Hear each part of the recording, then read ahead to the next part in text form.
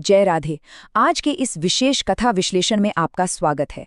आज हम एक ऐसी अनजानी रहस्यमयी धुन की बात करेंगे जिसने ना सिर्फ समय को रोक दिया था बल्कि प्रेम की एक नई परिभाषा ही लिख दी थी। ये कोई साधारण प्रस्तुति नहीं है, इसे सिर्फ कानों से नहीं बल्कि अपने पूरे हृदय से महसूस कीजिएगा। तो चलिए उस प्रथम अलौकिक मिलन की गहराई में उतरते हैं। जरा उस भावपूर्ण क्षण की कल्पना कीजिए। सांझ ढल रही है, एक किशोरी अपने घर की ओर लौट रही है। हाथों में मटकी है, माथे पर घूंघट और मन में बस दिन भर के वही घरेलू काम।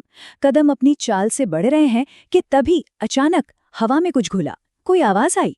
लेकिन इसमें कोई शब्द नहीं था, कोई भाषा नहीं थी, बस एक अनजानी मीठी सी धुन थी जिसने उसके कदमों को, बल्कि कहिए तो पूरी दुनिया को ही एक पल के लिए थाम दिया। और ये सब कहाँ हो रहा था? जी हाँ, वृंदावन की उस स्वर्णिम सांझ में। जरा इस दृश्य को अपने मन में बसाइए। वृंदावन का वो दिव्य शांत वातावरण, यमुना नदी ऐसे बह रही है मानो प्रेम में मग्न होकर कुछ गुनगुना रही हो।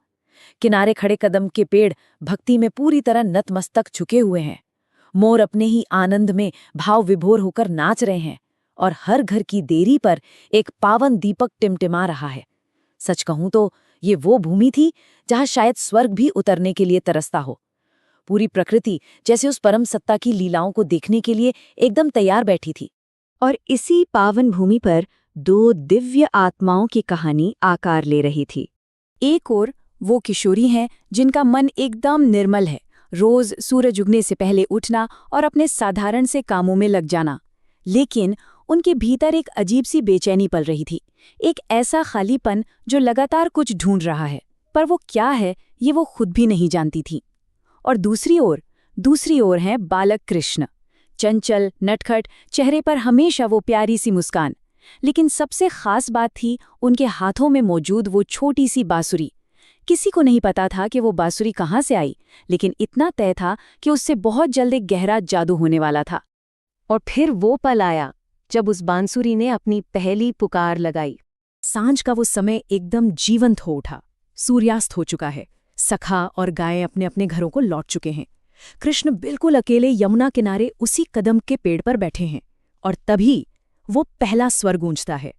कृष्ण बांसुरी को अपने होठों से लगाते हैं और जो धुन निकलती है ना, वो हवाओं में घुल जाती है। वो धुन यमुना की लहरों पर सवार होती है, परिंदों के परों से होते हुए एक जादू की तरह फैलने लगती है। वो कोई गीत नहीं था, वो एक पुकार थी। और वो पुकार सीधे लहरों को चीरते हुए उस किशोरी के कानों तक पहुंचती है। जैसे ही वो ईश्वरीय धुन उनके कानों में पड़ती है, उनके पांव जहां के तहां जमीन पर जम जाते हैं। जो मटकी उन्होंने कसकर पकड़ी थी वो अनायास ही हाथों से छूटकर गिर जाती है।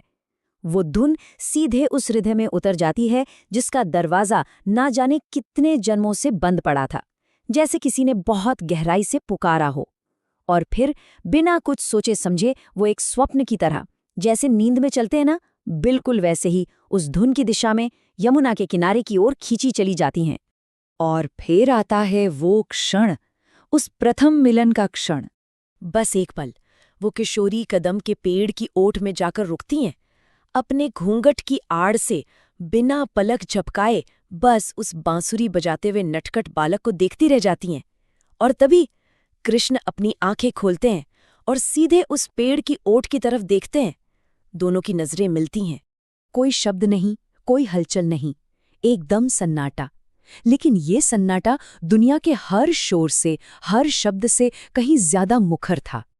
पता है, उस एक पल की खामोशी में उन आंखों के बीच जैसे एक पूरा का पूरा ब्रह्मांड गुजर गया। जो प्रेम सिर्फ शब्दों से शुरू होता है ना, वो बहुत साधारण होता है। लेकिन जो प्रेम आंखों से, इन धुनों से और सांसों की लय से शुरू हो, वो दिव्य होता है।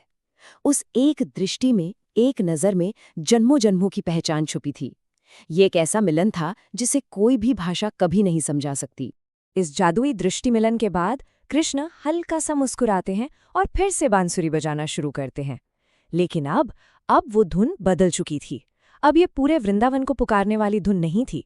ये बहुत ही कोमल, बहुत ही आत्मीय थी, जो सिर्फ और सिर्फ उनके लिए थी। हर एक स्वर जैसे राधा का नाम पुकार रहा था। और इसे सुनकर राधा की आंखों से झरझर आंसू बह निकले। ये कोई दुख के आंसू नहीं थे, ये तो वो आंसू थे जो तब छलकते हैं जब सदियों से खोया हुआ आपका कोई अपना अचानक आपके सामने आ खड़ा हो। सांझ जब रात में बदलने लगी तो लौटना तो था ही, शरीर तो घर लौट आया, लेकिन मन तो वहीं उस कदम्ब के पेड़ के पास छूट गया था। राधा एकदम बेसुध सी घर पहुंचती हैं।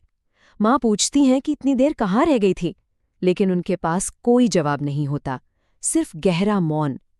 वो पूरी रात उनकी आंखों में कट गई। नींद कोसों दूर थी, क्योंकि बाहर चाहे कितना भी सन्नाटा हो, उनके हृदय में अब भी वही बांसुरी की धुन लगातार गूंज रही थी। प्रिय भक्तों, जरा सोचिए, इस पूरी लीला का आध्यात्मिक अर्थ क्या है? ये जो बांस की बांसुरी है ना, ये कोई मामूली वाद्य यंत्र नहीं है।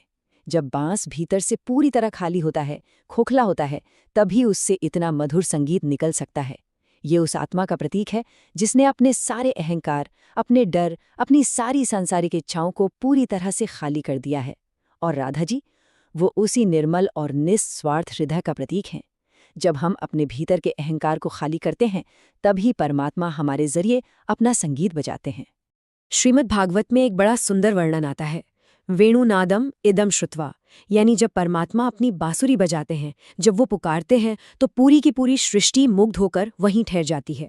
पशु, पक्षी, नदियां, पहाड़, सब कुछ शांत हो जाता है, क्योंकि वो ईश्वरीय पुकार है। जब हृदय राधा की तरह पूरी तरह से खुला और पवित्र हो, तभी हम उस पुकार को सुन सकते हैं। तो प्रिय श्रोताओं, इस कथा से आज हम क्या संकल्प ले सकते हैं? हमें ये समझना होगा कि परमात्मा हमें हर पल किसी न किसी रूप में पुकार रहे हैं, कभी प्रकृति के जरिए तो कभी हमारे अंतर मन के जरिए। सच्चा प्रेम बड़े बड़े शब्दों का मोहताज नहीं होता, वो तो आत्मा की गहराइयों से जन्म लेता है। इसलिए उस ईश्वरीय धुन को सुनने के लिए हमें भी उस बांसुरी की तरह अपने अहंकार को खाली करना होगा। और जाते जाते मैं आपके विचार के लिए एक सवाल छोड़ना चाहूंगा। आज थोड़ी देर के लिए दुनिया का ये सारा शोर बंद कर दीजिए। अपने फोन, अपनी चिंताएं, सब कुछ एक तरफ रख दीजिए और बस एकांत में शांत बैठ जाइए। अपने मन के कानों से सुनने की कोशिश कीजिए। क्या भीतर कोई धुन सुनाई देती है? क्या वो बांसुरी आपके हृदय में भी गूंज रही है? और जिस दिन वो पुकार सुनाई दे जाए ना, तो बिना डरे, बिना कुछ सोचे उसकी ओर चल पड़िएगा, बिल्कुल राधा की तरह। इस कथा विश्लेषण में हमारे साथ जुड़ने के लिए बहुत बहुत धन्यवाद।